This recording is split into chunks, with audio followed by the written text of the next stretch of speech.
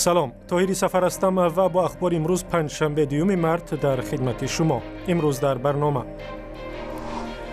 مقامات ایران 5 عضو یک خانواده از ولایت ختلان را در مرز آن کشور بازداشت کرده و به تاجیکستان برگرداندند. این خانواده با خود 3 کودک تا 9 ساله داشته است.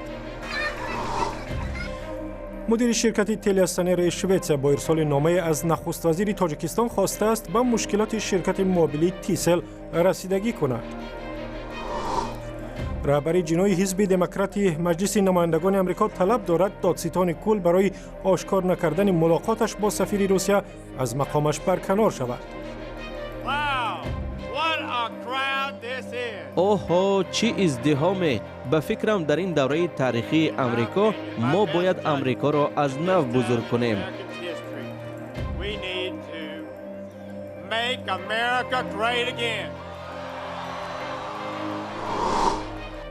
تفصیل خبرها. مقامات ایران 5 عضو یک خانواده از جمله این جوانی را که می‌بینید در مرز آن کشور بازداشت کرده و به تاجیکستان برگرداندند. عبدالفیض وزیروف و همسر 32 سالش ماهره سلیمووا را هنگام عبور مرز ولایت زاهدان و رفتن به افغانستان ماه پیشتر دستگیر کردند. فرهاد وزیروف برادر عبدالفیض روز 2 مارس در صحبت با رادیو آزادی گفت برادرش را با زن و 3 فرزند خردسالش 3-4 روز پیشتر به تاجیکستان استرداد کردند. با گفته مقامات این جفت می‌خواسته است به افغانستان برود و به صف گروه تندروی دولت اسلامی بپیوندد. هر دو حالا در بازداشت هستند و فرزندان 9، 6 و 2 ساله آنها را به دست خویشاوندانشان سپردند. پدرش معلم بود.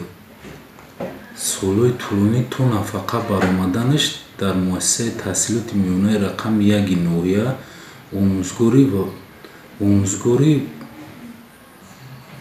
ورزش بود. معلم تربیت جسمانی بود. مادرش خونشین بود. وکیلان حزب دموکرات در کنگره آمریکا طلب دارند که جف سیشن وزیر عدلیه و دادستان کل کشور از مقامش استعفا دهد چون ضمن سوال و جواب با وکیلان کنگره صمیمی نبوده است. بنابر گزارش‌ها جف سیشن در گذشته با سفیر روسیه 2 بار ملاقات کرده است ولی این گفتگوهایش را از وکیلان آمریکایی پنهان داشته است. جزئیات ماجرا در این گزارش است. جف سیشنز دادستان کل ایالات متحده آمریکا هنگام ارزیابی نامزدیش در سنا از ارائه معلومات درباره ملاقاتش با منصبداران بلندپایه روسیه در دوره انتخابات پرزیدنتی سال 2016 خودداری کرده است. روز 1 مارس روزنامه واشنگتن پست با تکیه به معلومات مقامداران وزارت عدلیه مقاله را نشر کرد و نوشت که یکی از این واخوری‌ها در ماه سپتامبر به قول واشنگتن پست درست زمانی صورت گرفت که نهادهای اکتشافی آمریکا دخالت روسیه را در انتخابات پرزیدنتی تحقیق می‌کردند. سیشنز که آن زمان سرور کمیته نیروهای مسلح سنا بود با سفیر روسیه سرگئی کیسلیاک در اتاق کاریش ملاقات خصوصی برگزار کرد. واشنگتن پست تخمین می‌کند که رویدادهای آشکار شده می‌توانند کنگره را به تأسیس نهادی مستقل برای تفتیش نقش روسیه در انتخابات پرزیدنتی سال 2016 وادار نمایند. ماه گذشته یاور پرزیدنت ایالات متحده آمریکا در امور امنیتی ملی مایکل فلین از وظیفه‌اش برکنار شد. فلین قبل از مراسم سوگند پرزیدنت دونالد ترامپ با سفیر روسیه مسئله تحریم ها را بررسی کرده بود ولی در این باره به نایب پرزیدنت مایکل پنس اطلاع غلط داد. در پی برکناری فلین میچ مک‌کانل رهبر گروه جمهوری‌خواه سنات ایالات متحده اشاره کرده بود که به احتمال زیاد هیئت اکتشافی سنا روابط منصبداران مأموریت پرزیدنت ترامپ با روسیه را بررسی می‌کند. سوالی کلیدی برای ما این است که ما در این روابط چه نقش داشتیم و کی باید آن را تفتیش کند. فعلا در مقام دادستان کل سیشنز فعالیت FBI یا خود اداره تفتیشات فدرالی آمریکا را که مسئول تحقیقات دخالت در انتخابات پرزیدنتی و عموما روابط منصبداران مأموریت دونالد ترامپ با روسیه است زیر نظر دارد. اما خود سیشنز معلومات را درباره تماسش با سفیر روسیه رد می‌کند.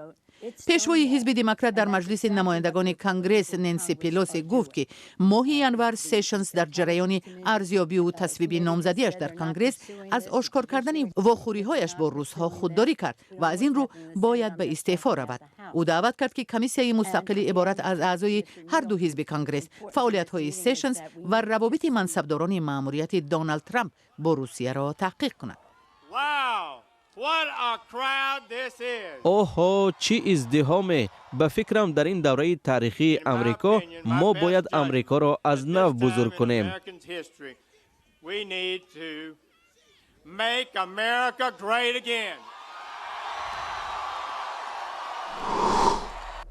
در ادامه موضوعهای بین المللی، 100 نفر از تظاهرگران در شهر اسکوپیه پایتخت مکدونیا به نشان طرفداری از قرار رئیس جمهور راهپیمایی کردند که اجازه نداد حزب سوسیال دموکرات با احزاب آلبانی تباران حکومت ائتلافی تشکیل بدهد. در این راهپیمایی در شام 1 مارس مردم نام مکدونیا را گرفته شعار می‌دادند که مخالف استفاده وسیع‌تر زبان آلبانی در کشور هستند. حزب سوسیال دموکرات مکدونیا قصد داشت با احزاب آلبانی تباران همراه در پارلمان حکومت ائتلافی تشکیل کند. یک شرط تشکیل حکومت از طرف احزاب آلبانی تباران بالا بردن موقع زبان آلبانی در مکدونیا بود. زوران زایف رئیس حزب مخالف سوسیال دموکرات قرار رئیس جمهور گیورگی ایوانوف را تبادلات نامید. گیورگ ایوانوف بر اساس کنستیتوسیون مکدونیا وظیفه‌دار بود که به تشکیل حکومت نو اجازه دهد، اما این کار را نکرد و این یک تبدلات است. ایوانوف مکدونیا را به یک بحران عمیق اطلاع داد که برای مردم و کشور عاقبت‌های غیر قابل پیش بینی دارد. حالا معلوم نیست حکومت نوی مکدونیا را کی تشکیل می‌دهد. اتحادیه اروپا قرار رئیس جمهور مکدونیا را تنقید کرد. در مکدونیا 3 اهالی را آلبانی تباران تشکیل می‌دهند، ولی پیشنهاد برای وسیع‌تر کردن مقیاس زبان آلبانی سبب تظاهرات زیاد شد. مخالفان میگویند این کار میتواند مکدونیا را پراکنده کند. مدیر شرکت تلیاسانر شویتسیا با ارسال نامه به عنوان 3 مقام بلندپایه تاجیکستان خواسته است به مشکلات شرکت تیسل رسیدگی کند که در کشور فعالیت دارد. در این نامه از قاهره رسولزاده نخست وزیر، سراج‌الدین اسلف وزیر امور خارجه و آزاده رحمان رهبر دستگاه رئیسی جمهوری تاجیکستان خواسته شده است تا قرارداد فروش سهمیه‌های شرکت تیسل به سازمان اقتصادی بنیاد آقاخان را تصویب کنند. تیسل سال گذشته 60% سهمیه‌هایش را به بنیاد آقاخان فروخت، ولی آژانس ضد انحصاری تاجیکستان هنوز قرارداد را تصویب نکرده است. و پوسته دولتی تاجیکستان با کمک بین المللی امکان یافته است که کارش را از طریق آنلاین تشکیل کند. گزارش نوبتی در همین باره است. مشتریان شرکت پوسته تاجیک در تاجیکستان اکنون امکان پیدا می‌کنند که در کجا بودنی مراسلات خود را از طریق آنلاین پیگیری کنند. آینده نقشه داریم که سایت خود رو کشیم دیگه، مثلا در پوسته بین المللی ندار آمده، فقط سایت پوسته تاجیک در آمده، می‌بینن که مراسلات پوسته‌شون در کدام جایگیر است. اتحادی بین المللی پشت مقرش در شویتزاریا آخر ماه ینور به پشت تاجیک 24 بسته تجهیزات شناخت الکترونی مکتوب و مراسلات را تحفه کرد که خدمت رسانی را به مرحله نو وارد کرد. اینجا به سمینارها می شود. مثلا اینجا هست همه تجهیزات که تامین کرده است. این اسکن اشتراک کد، میکروفون، اینترنت، خیلی یوش معلوم سیستم با کامera، مثلا چیزی که از طرف ما اینجا در چیزا میشینن، اپراتورها همش میشینن. اینجا از طرف شویتزاریا پیوست میشم یا کدام طرف دنیایی که نباشد فرق نداره. خاطر ما میخوان مثلا همکاری کنن، اینجا پیوست میشم، ما اینجا پیوست سمینارها با وقوع میآید، درس های علمی برگزار میگردد در اینجا. نصب تجهیزات نو از یک سو اگر خدمات زمانوی را به مشتریان امکان پذیر کرده باشد، از سوی دیگر کار زحمت طلبی تقسیمات مکتوب ها را آسان کرده است. ما پیش دستی می نویساندیم، دستی کار میکردیم، حاضر به این سیستم میکنیم. همین خیلی آسان شد کار به ما.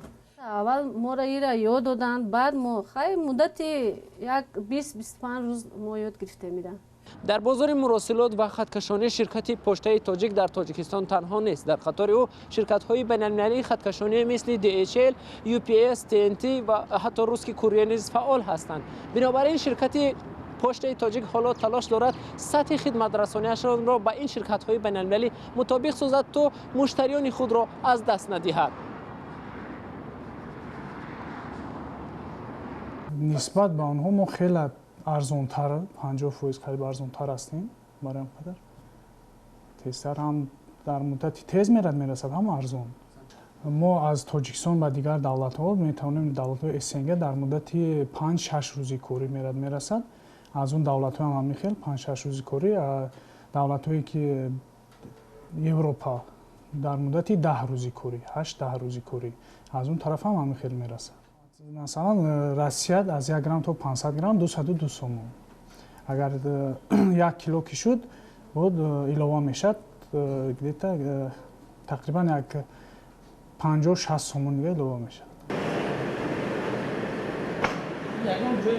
ширкати поштаи тоҷик баъд аз паси сар кардани як даврони пуршӯр бо пош хӯрдани иттиҳоди шӯравӣ шумори бисёре аз муштариёнашро аз даст дода буд. аз як сӯ пайдо шудани технологияҳои ҷадиде мисли интернет ва телефон зарурати мактуб навиштанро аз байн бурд ва аз сӯи дигар фаврияти ширкатҳои байналмилалӣ ҷойи ин ширкатро дар бозор то андозае танг карда буданд. ин аст ки бисёре аз сокинони пойтахт дар бораи фаъолияти поштаи тоҷик маълумоте надоранд ва мегӯянд намедонанд ки аслан пошта фаъолият мекунад ва ё на. пулам ба воситаи почта мегирифтему ҳамин телефон набуд ҳама мактуб ҳама қатъи почта мегирифтем хориҷида почтаи бисёр истифода мебаранд лекин ҳозир агар гӯям ки тамоман почта вуҷуд надорад ширкати давлатии поштаи тоҷик дар кулли қаламрави ҷумҳурӣ 471 шуъба дошта дар соли гузашта 743 тонна мактубу муросилотро интиқол додааст. масъулони ин ширкат умедворанд бо ворид шудани таҷҳизоти нав ҳаҷми боркашонӣ ва муштариёнашон бештар шавад. гузарише буд дар бораи почтаи тоҷикистон ки талош дорад кори худро ба меъёрҳои байналмилалӣ мувофиқ кунад. ва меравем ба шаҳри хуҷанд додгоҳи шаҳри хуҷанд ба баррасии даъвои як сокини шаҳр шурӯъ кард ки аз телевизиони танин мехоҳад барои пас задани шаъну эътибораш садҳо ҳазор сомони ҷуброн пардозад. гурӯҳе аз хабарнигорон рӯзи 2 март дар назди додгоҳ ҷамъ омаданд, вале мақомоти додгоҳ ба онҳо иҷозаи вуруд ба толорро надоданд. вакили дифои танин сабаби роҳ наёфтани хабарнигорон ба мурофиаро чунин шарҳ дод. омодасозӣ гузаронида шуд, бинобар ҳамин намояндаҳои воситаҳои ахбори омма ба суд даровардаанд ҷисат нашуд барои он ки омодасозӣ буд. ҳама ҳуқуқу ӯҳдадориҳошон ва инчунин талаб карда гирифтани тамоми далелҳое ки онҳо доранд. хонум Аминова мехоҳад танин ва шавҳари пешинааш барои пас додани шаъну эътибор 800 ҳазор сомони ҷуброн бипардозанд. Гулнура ва вакилаш аз суҳбат бо хабарнигорон худдорӣ карданд. мақомот дар тоҷикистон қасд доранд дар чанд соли оянда садҳо хонаводаро ки дар минтақаҳои барои зиндагӣ хатарнок зиндагӣ мекунанд ба ҷойҳои амн кӯч бидиҳанд. дар кишвар хонаҳои зиёдеро дидан мумкин аст ки дар лаби ҷар, дар соҳили рудхонаву дар зери кӯҳу дар сел роҳат сохта шуданд. соҳибони ин гуна хонаҳо мегӯянд медонанд ки рӯзе фалокати ба сарашон меояд, вале илоҷе барои мондан надоранд, чун ба онҳо барои хона сохтан ҷуброни кофӣ намедиҳанд ё ҷойеро пешниҳод мекунанд ки дар як гӯшаи дури тоҷикистон аст. барот юсуфӣ гузориш медиҳад. хавфи лағжиши кӯпора ва фуруравии теппаҳо даҳҳо манзили сокинони кӯчаи Исомиддин Соатови ноҳияи Исмоили Сомонии Душанберо таҳдид мекунад.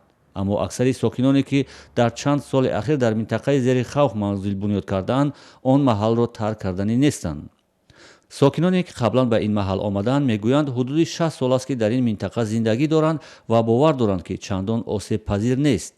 ҳамин вақт даштем аварийни гуфтавай кардам поён тарафа хусрам раҳматӣ арза додан ки чӣ ки шуд аз тақдирам ман ҳеҷ ҷо намеҷумам ҳамин кати мондем хусрамам нарафтам моҳонам нарафтем. теъдоде аз сокинони кӯчаи Соатови ноҳияи Исмоили Сомонӣ мегӯянд солҳои ахир аз кадом мақомоте ба онҳо муроҷиат накарданд ки дар минтақаи зери хавфи офатҳои табиӣ зиндагӣ доранд. бунёди манзилҳо дар мавзеъҳои махуфтарин ин маҳал идома дорад, аммо мақомоти маҳаллӣ мегӯянд аз чанд идора аз ҷумла кумитаи ҳолатҳои фавқулодда ба онҳо огоҳӣ доданд ки манзилашон зери хавфи офатҳои табиӣ қарор дорад. дар тоҷикистон 381 минтақаи зери хавфи офатҳои табиӣ сабт шудааст. ин омори ахири кумитаи ҳолатҳои фавқулодда ва мудофиаи шаҳрвандии тоҷикистон аст ки бар асоси он харитаи минтақаҳои зери хавфи офатҳои табииро тартиб додаанд. و اخباری از این هم بیشتر را میتوانید در وبسایت azadi.org بخوانید و هم در صفحه ما در فیسبوک آنجا با نام رادیو آزادی هستیم و اگر علاقه بیشتر به ویدیو دارید پس سر بزنید به کانال آزادی ویدیو در یوتیوب.